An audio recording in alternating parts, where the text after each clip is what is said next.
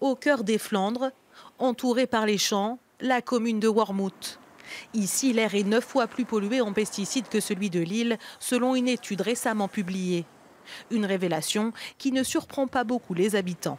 Je ne suis pas vraiment étonnée parce que moi j'ai quand même eu une allergie qui s'est développée. Donc je suis obligée d'avoir un traitement. J'habite derrière un champ, enfin j'habite à la campagne. Effectivement, ils sont toujours en train de traiter.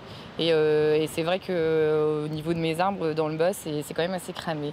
Donc oui, ça, on ferme les carreaux quand il est en train de traiter. Et comme il traite souvent, on ferme souvent les carreaux. L'enquête a été menée sur 2 communes rurales, celle de Wormhout et Spiker, avec à chaque fois le même constat en termes de pollution de l'air.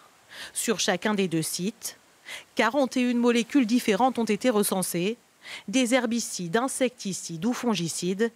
19 sont même des perturbateurs endocriniens, des particules potentiellement dangereuses pour la santé, même relevées en faible quantité. On est sur des traces, mais parfois des traces peuvent avoir plus d'effet que certains composés majoritaires.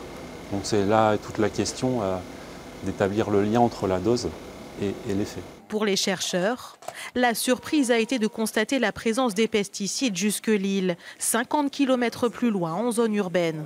On s'attendait à avoir des concentrations plus élevées à la campagne, mais c'est surtout caractéristique du fait que les pesticides sont véhiculés dans l'atmosphère à longue distance. Et donc on peut dire qu'à Lille, on mesure le bruit de fond. Cette étude est l'une des premières menées en France sur la présence des pesticides dans l'air que nous respirons. D'autres pourraient prochainement venir la compléter.